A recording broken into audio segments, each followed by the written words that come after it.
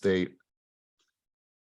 All right, guys, good morning and happy Wednesday, May 24th. Thank you to all of our guests that are here today. This is Keep It Moving Group Coaching. We believe in one thing. We believe in growing together, and we believe in the collective wisdom. And so that's why we're here, to grow, to learn, to apply, and to share and contribute at the highest level. So I'm ready to go full tilt today, have some fun with you guys. And it's a big day in our household. We have our daughter, who is 18 years old, who got accepted into ASU about 2 months ago. It's her last day today of high school. It is graduation day, and she's super, super excited. So through Starbucks, where she works, she was able to get a scholarship, and they helped her pay for her tuition, and she got accepted into ASU. And she just told me yesterday, she's like, you know what, I've been talking to a lot of friends, and a lot of them are going to Southern California. But she said, I think that after 2 years, I think that I'm actually going to go to Arizona. And I'm like, well, cool. I'm all for that. I think that ASU is an incredible school. And so if I'm going to say something that I'm grateful for this morning, I'm grateful that we have a daughter that is not into drugs, is not into drinking, is not into boys, not into girls. That's not what she's into right now. All she's into is staying home, being a homebody, focusing on her studies, and like that's it. Like, we couldn't ask for a better child. Because I don't know about you guys, when I was 18, I was running amok. I was running amok when I was 18 years old. And to know that we have raised a daughter who is just so disciplined and so responsible and so loving and so caring.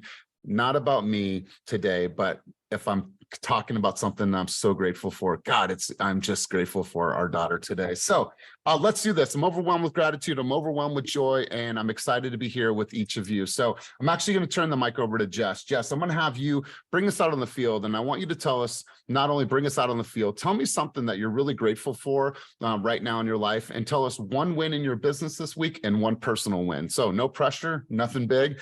So Jess, Bling Realtor, let's hear from you. Always love your contribution. So let's go full tilt. I'm going to turn the mic over to you. You ready? Sure. I think for this point in my life, I'm extremely grateful for transformation and the people that God, the universe, whatever it is you believe in, has the relationships that I'm developing, and the people that I'm coming in contact with, because it's furthermore just a testimony of eliminating fear, trusting the process, and just moving forward. So that's a really big thing for me, is having faith and trusting my future. So I'm really working through that, and I'm so thankful. Something I'm grateful for in my business is I'm not exactly where I want to be yet, but I also want to stop and smell the roses and be thankful for how hard I've worked for the last few years on social media to get to this point of getting referrals from it. That's something I'm really proud of, and I fought for quite a bit the last few years. So, yeah. I love it. I love it.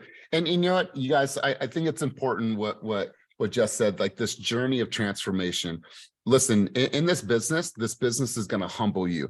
It's going to sock you right in the teeth. It's going to punch you right in the gut. And it's going to help you, if it has not already, it's going to help you remove yourself from your egoistic mind, meaning that we all come into this game, and maybe we were a top salesperson at a tech company before, or maybe we were the top in the field in some other industry. And then we come to this game, and this game sucks you right in the face. And I believe that what happens through, and I'm going to talk about my own transformational journey. I believe that this business pushes you and says, you know what, leave your ego behind. None of that matters anymore. You have to start from scratch. You have to be humble. You have to apply. You have to learn. You have to be open, and you have to be willing to trust. And I tell you what, you guys, when you leave your ego behind, you say, you know what, I'm here to learn. I'm here to apply. I'm here to get out of my own way and stop being stubborn. So many people in this business are like, oh, I'm stubborn. They're trying to do the same thing over and over. It's not working. And they just don't swallow and say, you know what, I'm going to swallow my ego and I move forward. And I promise you, when you do that, transformation happens in this business. So Jess, I don't know you that well. I've only worked with you the last few months, but I've seen growth in just the last few months. And so I'm excited for you, excited about your journey. So let's go right in, you guys. on Wednesdays, we always have conversations about the market. So before we do that, I want everyone to light up the chat down below. If you were to look at your week, Jessica, Rakitha, Rico, Mitchell, wherever you guys are dialing in from today, if you're to look at your week and say, how much time am I actually scheduled, right? Not saying the time that I'm going to throw out there in the universe and never do. How much time is scheduled that you're actually reading, researching, and practicing your message to market right now? If you could give me a number that equates to hours, please put that in the chat down below, and there is no wrong answers. Everyone do this for me. Just put how many hours every single week you are reading, researching, and practicing your message to market. And I'll wait a second while you guys do that. Cool. Now, Jess and that's total for the week, 2 hours. Good stuff. Okay, cool. And keep it coming, you guys. Cool. 40. Okay. 2 hours. Good. I love this. I love this. And you guys, I appreciate you. Damn, I'm flawed. I don't actually schedule this. 3 hours, going on vacation next week, 10, 4 to 6, 0 schedule, doing it on the fly, 3 hours, 1. Mabel says 10. Richard says 2, about 20 hours. Wow. Okay, cool. But you're studying right now for your license as well, right? Okay, cool. So that makes sense. 30 minutes scheduled, laugh out loud. Okay, hey, there's something scheduled. So the point of this is, you guys, is that we always make time, or we should make time. And I'm not going to speak for everybody. You should make time for your income producing activities. That should be in your calendar, your admin time, your drive time, the things that you're doing educational wise, coaching. Those are all things that should be in your calendar. But also, when are you actually scheduling some time to shut everybody out and just read? And that's articles, that's filling your cup, that is making tons and tons of notes and making sure that you can practice that in a way that sounds very, very relatable to a consumer. Because I want to ask everyone this question right now. For sellers, where do you think the psychology of a seller is right now in today's market? And someone take themselves off of mute. I don't have to pick on anybody or no hands up, but share with me what you believe the seller's psychology and mentality is right now in the marketplace. Anyone want to share with me?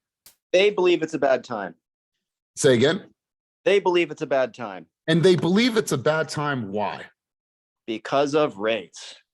Because of rates, meaning that if they sell, that they are going to get into a home now that's higher than their current interest rate. Is that what you mean? That's part of the problem. Is if they're downsizing, where do they go to? They're going to be locked into a higher rate.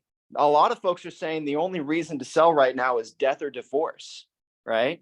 And then the more savvy folks feel that due to the high rates, the buyer pool is shrunk, and they can't get as much for their property as the low interest rate environment of 2 years ago, when things were going way the hell over asking, right?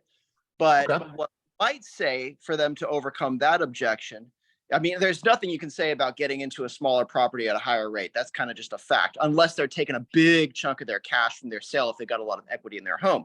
But a big problem right now is that for buyers is that there is so little inventory. So that lack of inventory is buoying up prices, right? So the lack of supply is buoying up some prices. If it weren't for that lack of inventory, then we might even see prices fall, but they're not quite falling. No, I don't see anywhere in the Bay Area, Sacramento, where prices are falling, and I do not see anywhere in hot markets where it's not competitive. I mean, Chris got in a contract this week, 35 or 31 offers on a property, right? We're seeing that across the board, Bay Area as well as Sacramento. So does everyone agree that the sentiment of a seller right now is that some sellers are a little trepidatious about selling the home and getting into an interest rate that's a little bit higher? Is that safe to say, just for like a baseline conversation? Okay, cool. What is the sentiment of today's buyers? That prices are they should wait until prices drop. Okay, all right. And I see some heads shaking. What else, you guys? What else do you think is the psychology of a buyer right now? Oh my God, these rates. Same thing. Sellers worry about the rates, buyers worry about the rates. Yeah, I don't think that buyers are as concerned with rates as they were 3 months ago. I think that they've changed that up a little bit. What else, you guys? What else that they are overpaying? Yeah, Jeff said that. What, I think there's fear of I the was gonna say economy in overpricing. general. hold on one second. There was one person, I think that was Jeff and Ilona. Ilona, go ahead. I think that there's just fear of the economy in general. So maybe not looking at the housing market, but looking at what's happening with the debt ceiling and looking at the news and the everyone's talking about like this idea of recession and that we're going in. And I think a lot of people are fearful. They're like waiting to see if that actually happens.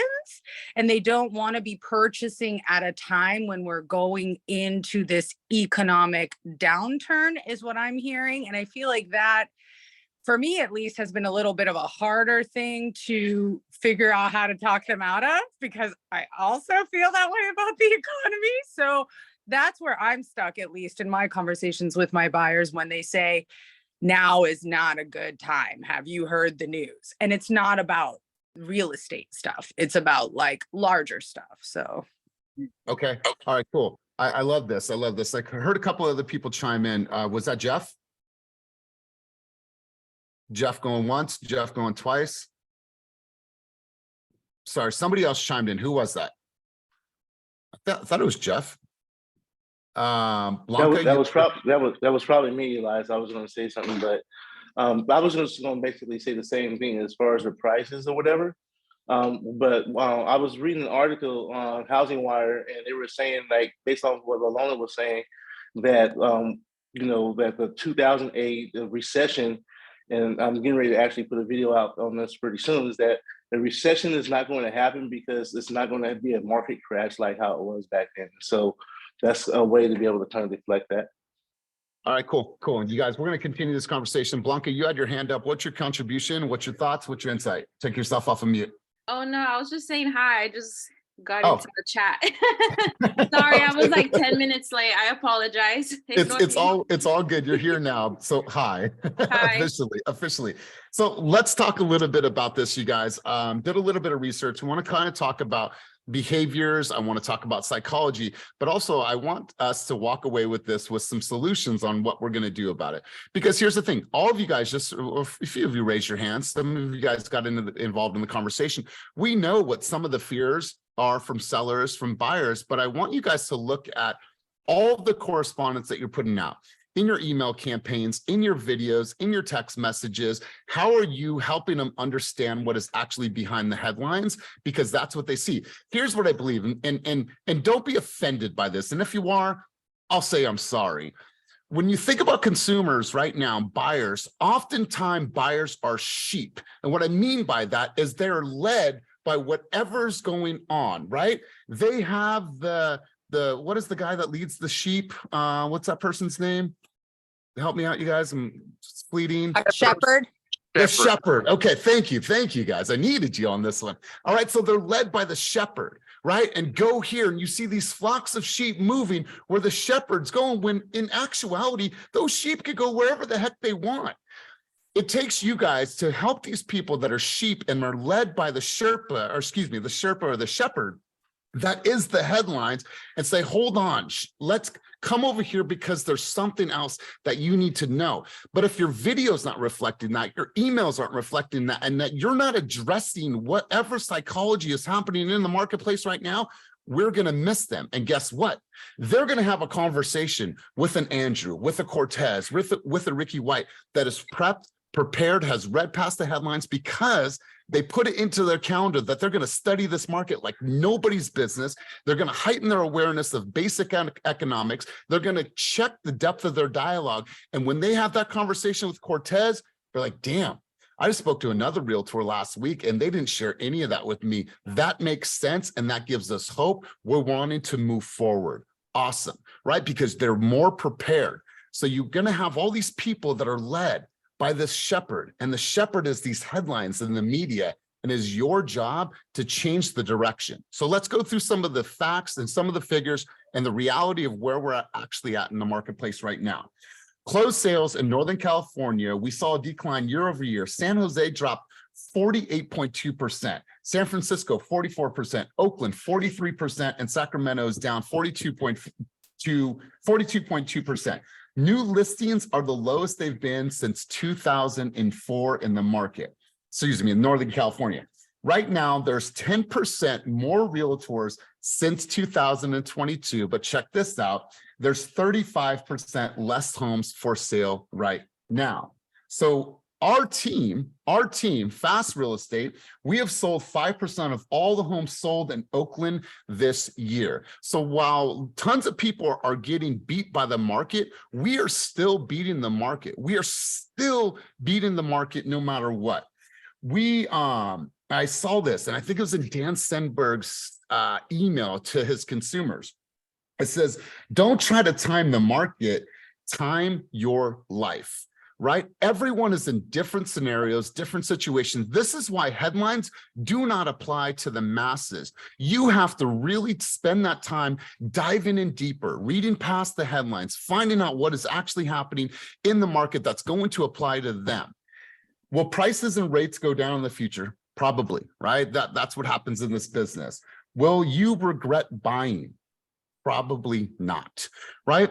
When someone thinks about buying a house right now, whatever fear they're having, multiple offer scenarios, interest rates going, whatever they're at, I promise you this, if you talk to that same buyer 5, 3, 7 years down the road, I will promise you this, in Northern California, they're probably not regretting that purchase. They're probably not regretting that purchase, even if they purchased that house for over asking price. Because I promise you this, that's not the only house that's sold over asking price, right? And so if they purchase that house, then the next house, then the next house, there's going to be this frenzy, right? And so they're going to look back at it and they're going to be like, damn, I got in at a good price at $850. What? Housing prices are at 1.1 now in this market. You got in at 850, congratulations. There's not going to be regret.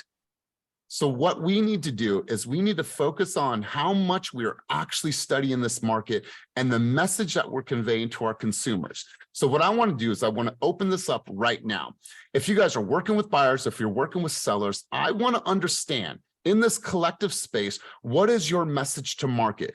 Do you have something that is fire? Do you have something that you're sharing with consumers? Do you have something that has really worked with you in helping consumers take that next step? Right? It is our job to take that next step with them, perpetual baton pass. So I want you guys to share with the team right now what you are saying, how that's impacted your buyer's presentation, your listing presentation, and how you're actually explaining the reality of the market, because all of us are facing the same exact objections right now. And listen, if your goal is to serve X amount of buyers or sellers this year, whether you win or lose, the people that set the goal had the same exact goal, right? I want to win. Well, what separates winners and losers? What separates winners and losers is the standards. And when you think about the standards, I put into place my research, my market updates, how much I'm spending time really enhancing the depth of my dialogue. Those are the people that are going to win, because their standard is no matter what happens in this market, I'm going to rise above and I'm going to make sure that I am a student of this game. No matter what happens, there's winners in every single market. So before I pass the mic over to Melody, to Lodi, I want you guys to get your hands up. I saw this article. I want to share it with you guys, and I will put it in the chat down below. That way you have it. This article was released from Open Door just this week. And I think it's a really powerful article because it shares with you, like, what are people thinking about at different stages of life? Gen X's, millennials, baby boomers, and like, what is everyone thinking about? When you read this article, you'll find that top 5 housing market concern all ages can agree. Interest rates, home affordability, weak economy, and Ilona, I'm glad that you brought that up, lack of homes for sale, so on and so forth. Will prices rise in 2023? Gen Z, 72% of people said that prices will rise, but baby boomers said 41%. Why? Baby boomers are the ones that are least likely to purchase a home over asking price right now in this market based on these statistics. Now, when you look further into this, I thought this was really cool. meeting in the middle, concession sellers and buyers are willing to make. You look at this, most sellers are willing to be flexible in some form of their terms, the concessions that they offer, as well as buyers. And so I want you guys to read this. I want you to take some nuggets from this, and I want you to think, how can I put this into some of my next videos or a series of videos? Or how can I take just one of these and say, you know what, I'm going to put this into a really dope newsletter this week. So I just dropped that link for you guys. My challenge to each of you is you go in, you research this, and you find a way to really, really articulate some of the messaging in that article, because I think it's perfect, especially for this conversation. Let's go to Melody. Melody, what is your contribution? What's conversation that is working for you right now? How are you adjusting this message to market? Let me hear from you. Let's go. Good morning. So good morning. So what I like to talk to my buyers about is I like to address their fears right up front, because, you know, I'm sure they're watching the news, they're listening to what is going on in the media, they're reading the articles and the headlines, and there is a lot of scarcity mindset out there in the minds of buyers. First of all, I tell them, I said, you know, I understand that you're a little bit hesitant right now to purchase a home because rates are at 6 to 7%. However, people were purchasing homes when rates were at 18%. So you have to understand that rates can always continue to rise, but you have an opportunity right now. And the window of opportunity is prices have come down significantly across the Bay Area, at least 4 to 5% across the Bay Area, and even more in some neighborhoods. And so you have to understand that in the last 2 to 3 years, buyers were paying severely over what homes were worth and bidding sometimes 20 to 30% over the listed price on a property. Now they're having to sit on that investment and to recoup that money that they spent trying to outbid all those other buyers. When one property came onto the market, because of the low inventory that we have. Melody, you got to cut your camera. Your audio is going out. Can you hear me now? Yeah, you just got to cut your camera. Yep, you got to cut your camera. Okay. So when one property came on the market, we saw anywhere between 10 to 15 offers on one home.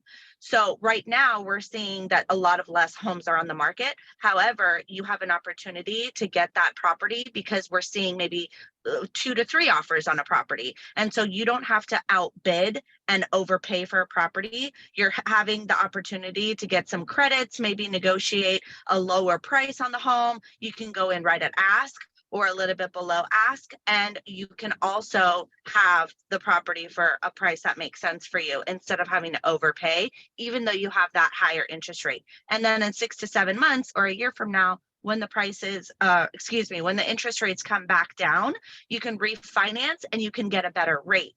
But would you rather go in now when there's less competition in the market, or would you rather overpay when the rates come back down and all those buyers that are on the fence come back into the market? So Melody, I want to test, and I appreciate everything that you just said, but I want to really put this knowledge and like your research to the test here, because I just did a search for homes that were listed in Walnut Creek from 800 to 1.1 million. I put 60 days back. I came up with 31 homes that sold, and out of the 31 homes that sold, I'm looking 4, 7, 9, 6, 5, 6, 5, 5, 4, 3, 2, 2, 1, 1. Multiple houses sold over asking price. So if I'm a consumer and I come to you and say, hey, Melody, I hear you and I understand where you're coming from, but my friend just purchased a house in Walnut Creek and they said that there was 14 offers on that home, and they actually they purchased the home for $100,000 over asking price. What do? We're fearful. Yeah, no, definitely understand your concern.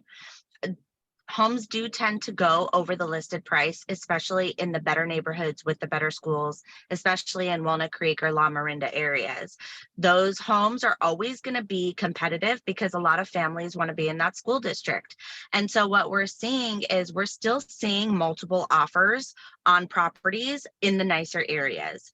However, we're not seeing them sell at prices in 2020, 2021, and 2022. Those prices were significantly over what homes are going for right now. We're still seeing them sell for over the list price. However, we're not seeing people go way over, like they were having to bid in the last couple of years. And so it's still competitive. It's not as competitive as it used to be. And rates are a little bit higher. So that's to your advantage because there's less buyers in the market and there's less offers being made. You're still seeing multiple offers, there's just less of them and there's more of an opportunity. So when the rates come back down in a year from now or 2 years from now, there's going to be all of those buyers coming back into the market, and it's going to drive prices way up again like it was in 2020 and 2021. Good. Well said. Love it. Love it. Jeff, I'm going to have you take a quick break from your set. I know that you're working in Lodi. I'll come to you in just a moment. So Jeff, so the question is, what is the dialogue that you're having with a consumer right now? They all have trepidations right now. It's our responsibility to control the narrative. What are some things that you're saying right now to a consumer that you feel that are really working to move them further down the funnel? Let's go there. Biggest thing is I need to know your I need to know your end goal for this home. Do you want to be here 3 years? Do you see yourself here 5 years? Do you see yourself here 10 years? Because I can't put together a strategy for you correctly. I kind of bring it back to football. Like, I can't come up with a good offensive or defensive scheme if I don't know the type of offense or defense the other person plays. I'm just going to be running anything at that point. So what I do is I really like to dive into what's your plan for this. Oh, we're going to be here 5 years. Oh, well, that's a good amount of time. Oh, we plan to be here 10 years. Well, that's a good amount of time that if we did have to go over asking price for these houses, you would be able to year over year appreciation with taking out COVID. COVID was a 30% appreciation year over year. It was crazy. We don't take that into account, but on average out here in the Bay Area, we average about 2 to 3% year over year appreciation. So now you take into account and you crunch the numbers. When we go over asking price for this year over year, you'll be in a better position. You keep it longer, you have to stay there longer, you're going to be in a better position. But the other thing is I like to give you insight, Elias. I like to tell you what us as realtors are also doing. A lot of times when we put houses on the market, we want to get people enticed and get people, sweating and ready to go. So we put the property of value a little bit lower than what market rate is. So that's why what I do for you is I'm going to run the comparables in the area of any house that you do think that you're interested in, so that we can understand what is market value for this house. Yeah, it may be listed at $799, but when we go and we run the comps, we can average that this house is probably going to sell for about $950. Why? Because the houses in the area are all in the area of $950. I've also called the pendings in the area, and they're going for about $950 to $985. So that gives you a buffer room to understand where we need to come in at, but also what you can expect for when the next house sells, because that becomes your next comparable. When you buy this house and the next person puts their house on the market, they're going to put it at the baseline around where you sold. So now you reap that benefit of them being the later seller. So I just kind of dive deeper into like, what's their motivation? What is their time frame, so that I can come up with a good strategy, and then just articulating about how comps play catch up. And then also time in the market. We understand that real estate is a pendulum.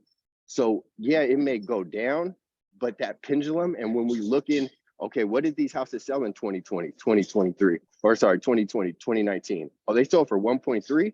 That gives you another pendulum of where they can go to and understand what that neighborhood is looking like. Love it, Jeff. Really, really good stuff. Lodi, you had a contribution as well. Lodi, first time here at a group coaching. What's your contribution? Well, my contribution is based from my experience many years ago. Well, back in 2000, and I can relate to the current situation of the market right now. Back in I think it was in 2012, where the prices are so low, it's almost a giveaway.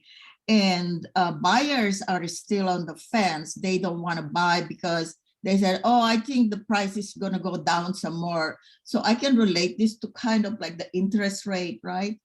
Also, so, and like I said, a lot of buyers are on the fence. They think that the housing market is still going to go down. In fact, it's going to crash because all the houses are very low in price. This is when there are a lot of foreclosures and short sales and all that. And so they don't want to buy because they're waiting for the market to go down some more. But what happened is that the market starts going up And so after a while, after a couple of years, I think it's back in 2014, 2015, when the market starts going up, and all these buyers that were on the fence, they regretted that they didn't buy at that time, because the train has come and gone. That's And right. when I don't have a buyer right now, but it's their motivation. If they're renting, would they rather spend their money renting or pay the mortgage, where the bank is actually more forgiving than the landlord? Because what happened before with the bank, you can stay in the house for a few more months. Right. But the landlord, they want you out right now. So if you can ride the market, I'll say, whatever price the house is, as long as you're pre-approved, that means you can pay for the mortgage every month, ride the market, because the market cycle, it goes up, it goes down. If you can ride it, it never goes down to the price that you bought it for. I love this. You guys, here's what I want you to do is I want you to unpack this, and I want everyone to run some comps today. And I want you to be very, very clear on this. If you right now, we're going to go find an off-market opportunity for a buyer in a specific market, do this. Look at your Real Scout. Who are your hottest buyers? Who are the buyers that you've been working with for a while and they get beat out and there's no opportunities? And then ask yourself, what has been the off-market opportunities that you have created for them? Like, how many doors have you knocked in that neighborhood? Where are the hot areas? Chris mentioned yesterday that there was 31 offers on the house that he won. Like, that's where you should go campaigning. Rico right now, month to date, has knocked on more doors than anybody in the team. So when he thinks that, okay, if there's no inventory right now, then really try to find it. There's some people out there that want to move to Arizona. There's people that want to move to Idaho. There's people that want to move to Washington. So if you guys aren't finding those opportunities, I want to ask right now, if you were to today, if you were to knock on doors, what area would you knock and why would you knock that? That's where you guys should be putting some of your focus, right? It's like people are going after these hot properties and there's multiple offers. Maybe there's just somebody out there that doesn't really know that they're sitting on tons of equity. And then here comes Lauren and Barr to knock on their door and say that I have a pre-approved buyer. It's really hard for us to find homes in this market. Have you ever considered or selling your home? Like, I think there's some opportunities out there, but we got to get a little bit more aggressive in our approach to start building and creating that inventory. So Lauren, what are you saying? I just said your name. What are you saying right now that are you feeling that's really helping you with consumers, whether it's a seller or whether it's a buyer? What's that language that you have right now with your buyers or sellers that you feel has been effective? I feel like it's kind of removing the noise, like similar to what Jeff said. I spend a lot of time just really relating it to their specific situation. And I really just kind of put it simply like, pick your poison, right? Interest rates are going to go down and we're going to see even more competition than we're seeing right now. With inventory being so scarce, like kind of what Melody said, like in theory, it would be less competitive, but I've had a lot of buyers that have found it to be more competitive just because there's so little inventory. So I really try to relate it to, okay, 5 years from now, or even a year from now, if you do decide to wait, you could potentially be priced out, and so you're better off not trying to time the market, but we're better off putting our hat in the ring now and continuing to try. And then I kind of take like that emotional support approach, right? And just letting them know that I'm actively working. And that's for the buyers, because I have quite a few buyers right now that are just, there's very little inventory. And then in terms of trying to create inventory, right, it's just like having that communication. I've been trying to cold call different neighborhoods to see if there's been any opportunity or, things that I can kind of create a buzz around. And then also seller letters, just like, hey, this home just sold in your neighborhood. They received X amount of offers. And then, yeah, that's kind of just been my messaging. But again, just like really relating it to what Jeff said, if you're going to be in your property for 5, 6, 7 years, like you're going to get that money back in spades. But the longer we wait, the higher prices will continue to rise. So we definitely want to try to get in there when we can. Okay, I absolutely love this. So Lauren, stay with me for a second. If you were to talk to a seller right now in the market and you're finding maybe an off-market opportunity for one of your buyers, right? What's a market that you serve that you have a buyer that's actively searching? Just give me a city. Oakley. Oakley. Okay, cool. So Oakley is a booming city right now. So you're looking for off-market opportunities. You're calling me or knocking on my door. What's the dialogue that you're having with those potential sellers? Yeah. Hey, Elias, I just wanted to come by and let you know some great news. Your neighborhood has seen huge equity gains over the last couple of months. As you know, and I'm sure you're aware, this is a really desirable community. Many, many people want to have their children in the schools here. Many people want to have this hometown feeling that we get, in Oakley, Brentwood, as these areas are developing. So with that being said, I have several clients right now that are willing to pay, top dollar for homes in this neighborhood. And that being said, we've been losing, we've been writing offers and, they've received 16, 30, 20 offers on multiple homes. And I know this is kind of frank of me, but I'm curious, would you ever consider selling? And if you would, what would that look like for you? Is there some high dollar amount or, something in your mind that would, help you pull the trigger on that? Because I know I could get you top dollar for your home. Well, yeah, Lauren, I hear you. We purchased the home 5 years ago at an interest rate of 3.25, and we've considered it. But now we're going to be locked into an interest rate that's closer to 7. What do we do? Yeah, absolutely. And that's a valid concern. I think the most important thing would be to make sure that we would net a certain amount on your home so that you can now put that down on your new home to help reduce that payment for you.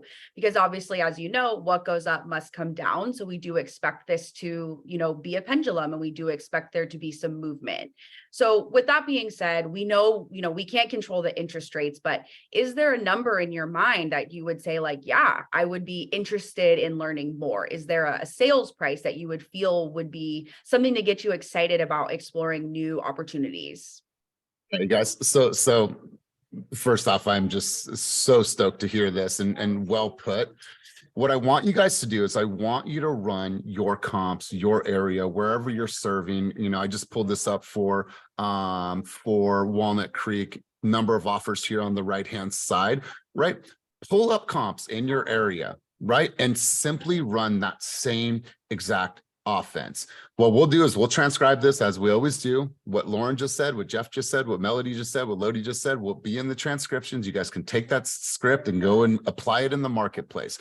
But I promise you, that's where you're going to find opportunities. And if that person is still not willing, I love that she kept on leading. Is there a price that you would take? Is there a price that you would take? Even if they're not willing, Mr. Seller, is there a place where interest rates would need to be in order for you to feel comfortable putting your house on the market? Well, Lauren, I think I'd feel comfortable if interest rates were right around 5%. Wonderful. So I'll be watching the market. Let's stay in communication. Here's a home valuation tool that we use. Let's at least stay in communication. And as those interest rates get closer and closer to 5%, I'll make sure to contact you like I promised. Wonderful. So now you're just data mining, right? You might not have that immediate opportunities, but you may, but you never know unless you knock. And then you're building up your database for future conversations. So as you're watching the market and things shift and things change, guess what? When interest rates get right around 5.5, 5.25, I'm calling that consumer. I'm calling them to let them know the pathway to start putting their house on the market. So Lauren, I love this. Absolutely love this. I'm actually going to go over to Chris. Chris, you are in a similar scenario. You had 31 offers. What was it with your communication with the consumer? What was your strategy? And let's hear this, man. How did you structure the offer in a competitive environment to become number one, or at least get your offer in the top position? Tell us a little bit about that, because so many people are up against that same scenario. And hey, what position am I? Oh, you're in 12th, you're in 19th, you're in 18th. What did you do different? Let's hear from you, Chris. Yeah, so the first property we put an offer on, the one that had 31 offers in, and we're actually top 3 and lost out to that one. So that one was priced at 310, priced really low. I ran comps, and I know that it would go for 350 at least. Their max approval was actually 350, so we went 350. No loan contingency, no appraisal contingency, 17-day close, and we're top 3 and barely lost out on that one. That one had 31 offers. So following week, we went on another home tour, found a house they loved. That one had 14 offers on the table. I actually talked to the lender. They were able to bump their approval up to 400 because they seen it was competitive. So this home was priced at 338. They had 14 offers on the table.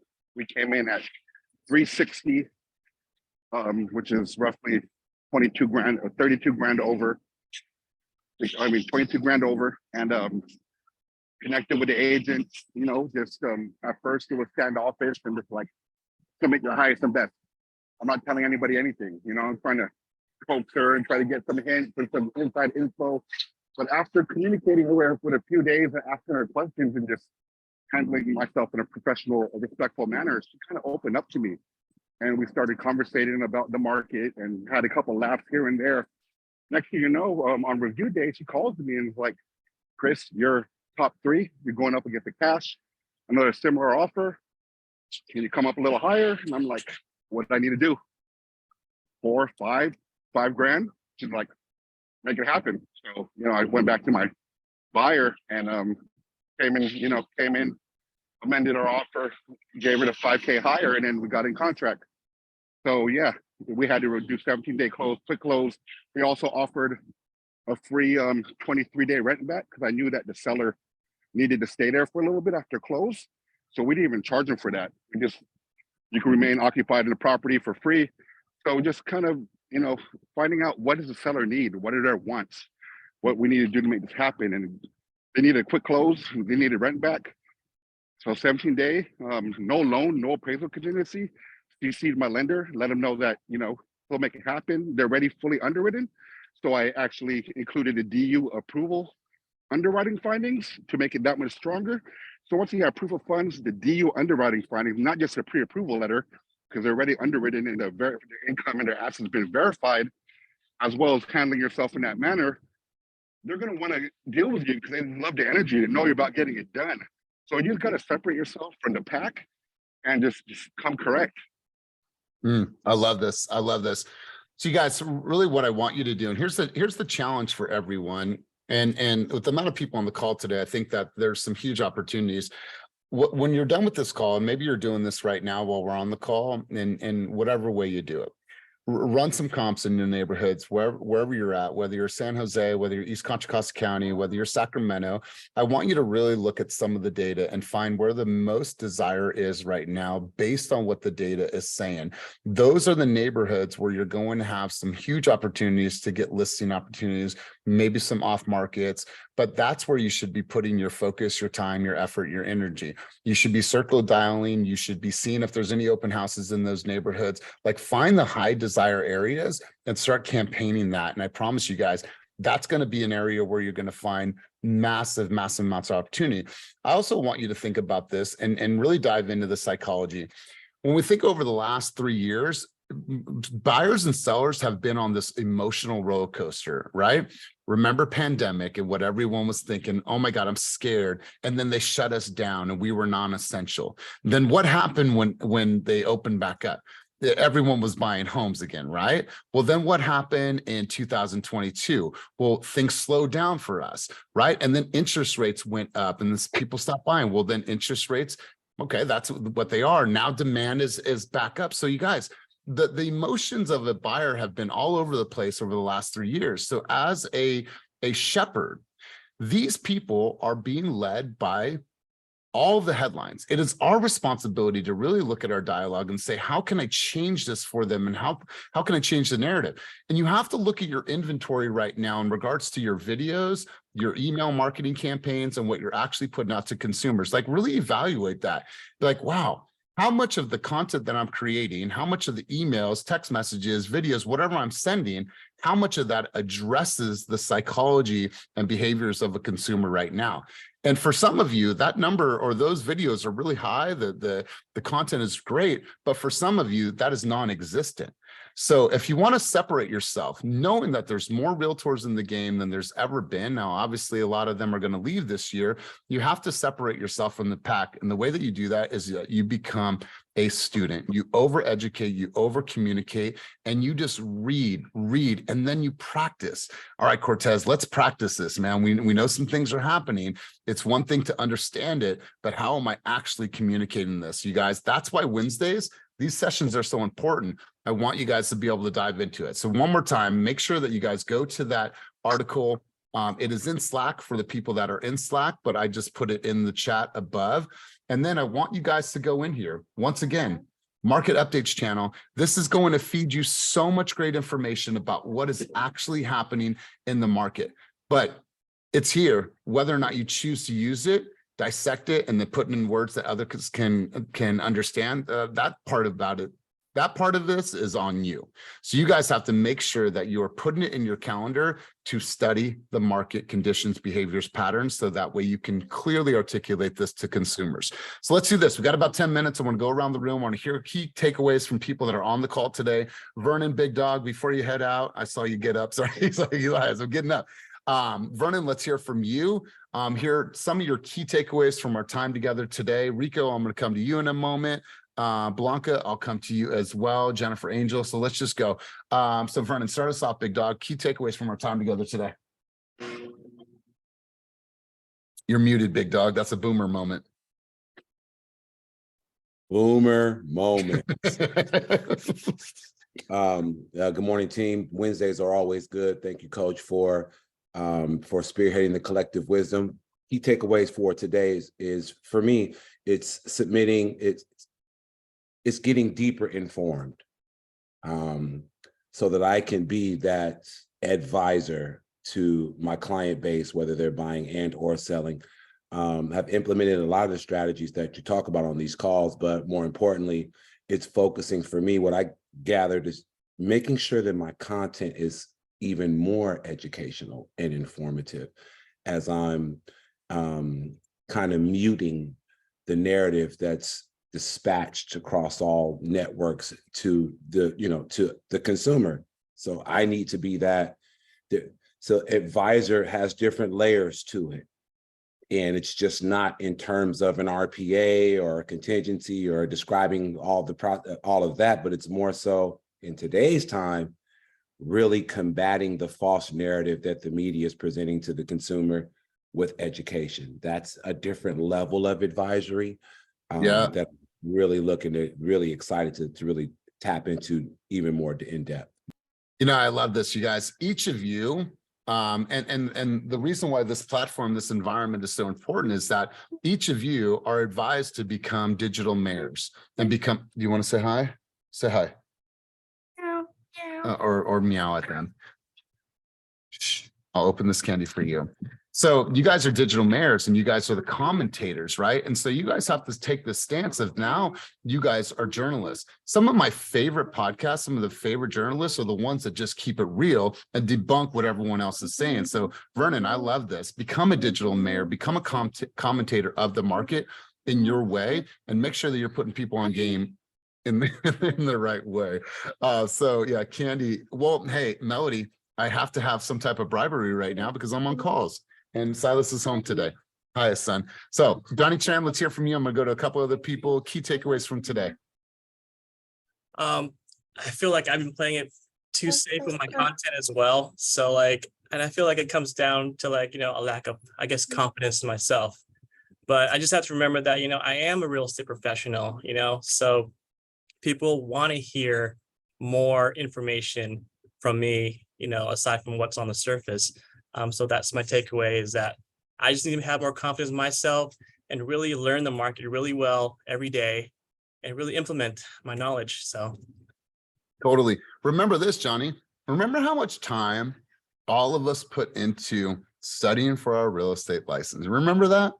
Remember that time, the grinding, you had flashcards. I remember those late nights. I remember it was 2 hours a day, no matter what, no matter what. I was an admissions advisor at a college at that time, and I would be on my screen. My boss's office was directly across when we had glass doors, and I'd be there all day. I would be making phone calls to prospective students, but I'd be looking at practice questions all day long, like all day long. And so then we get our license and we start getting into the full, we learn how to prospect, dialogue, and things like that. But that educational part of how much we're actually reading, what I've seen is that sometimes that diminishes, and not always, but sometimes it does, because when we look back at the chat early on, you saw some of these numbers, 4, 6, 1, 2, 0, right? 30 minutes of actual time. So Johnny, I'm glad that you realize that, recognize that, put that in your calendar to become a better student of the game and what's actually happening. Let's go to Blanca. Blanca, for you, key takeaways from our time together today. And I forgot who else I asked, but I'll go to Ophelia next and then Rico. Key takeaways. It's my first time here, so I just realized how important it is to be able to connect with everyone, because everyone obviously has like their own input of what's going on with the market from whatever city they're coming from. For me, you know, when I was at the other firm for the first 2-3 months of me doing real estate, I didn't have that. And so that's why I was so behind and I didn't feel like I had that confidence. And like now I see why people here are thriving, right? Because they know what they're doing. Like there is a list that you follow. You have to like make sure you're on top of it. And then you hear other people's perspectives and then like you recommend people what you should do, what you shouldn't do. So I feel like it helps a lot because over time, like what Johnny just said, like just building that confidence, because obviously for me, in the beginning, I did have a lot of confidence, but over time it started slacking a bit because I wasn't progressing. And then I realized like, yeah, I need a team that's really there and that I can like meet up with and talk and feel comfortable. And so, yeah, I mean, for me, my key takeaway, I guess, is just realizing how important community is when it comes to real estate. You really can't do it by yourself. Of course, you have to do it by yourself, but you need people to help you get by. Yeah, God, thank you, Blanca. There's power in the collective, and you guys will hear me say this until the end of my days, that we come together and I'm the moderator of thought. And I'm here to provoke you guys with some thoughts and challenge the way that you guys are thinking and push you guys to say things out loud, because I promise you, now you're like, okay, cool. I'm building, I'm getting better. Listen, I've learned so much from the people on this call and they've learned so much from each other. And that's what this is all about. So I love that, Blanca. Good stuff. Rico, let's hear from you. And then I'm going to have somebody close this out. So Rico, let's hear from you, big dog. Key takeaways from our time together today. Go. For sure. What's up, team?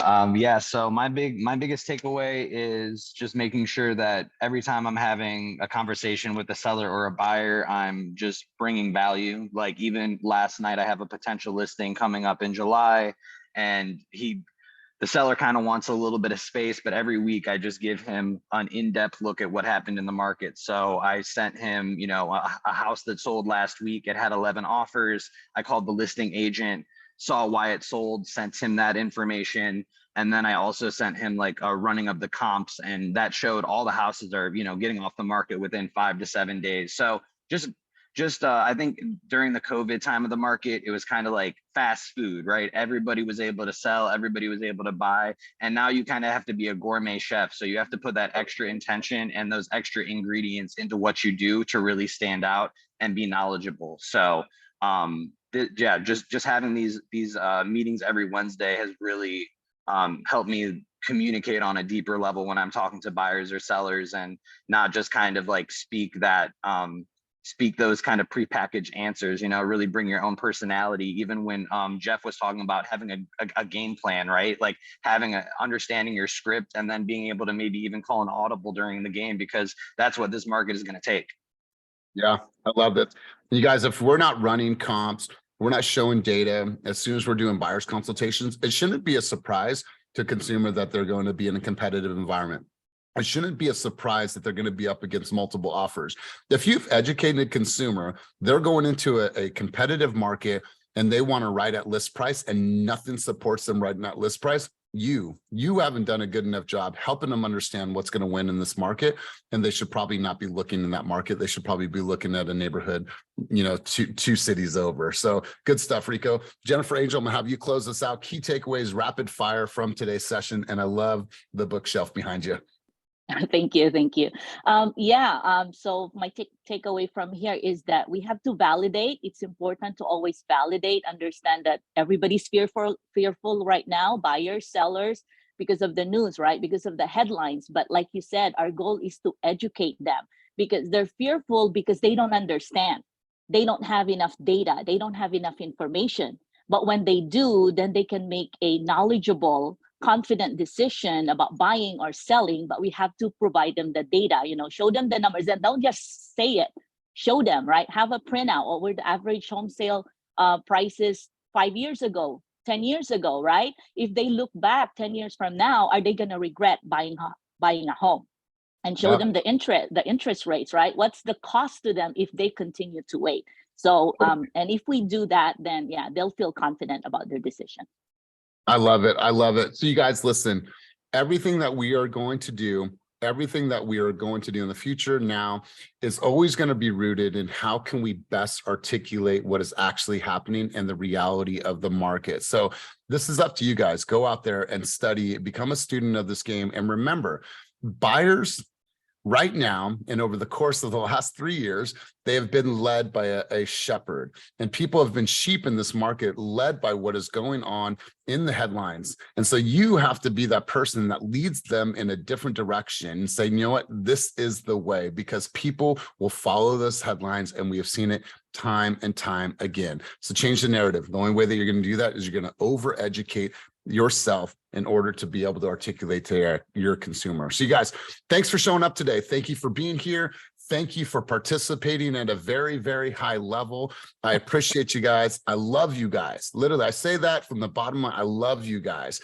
Go out there, crush your week. For everyone that's going to attend our session tomorrow in person, we have a social media workshop from 11 to 1 o'clock in Walnut Creek. Hopefully you guys can make it there. But you guys have a wonderful day. And as always, keep it moving towards your dreams, goals, and vision. And I will see you later. Peace. Peace. Peace.